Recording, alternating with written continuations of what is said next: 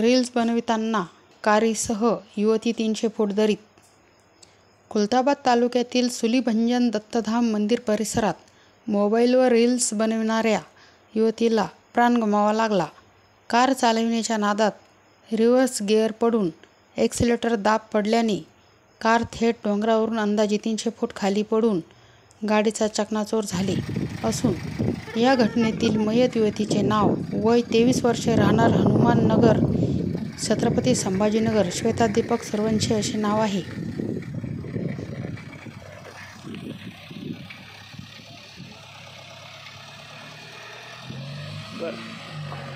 clutch clutch clutch clutch clutch clutch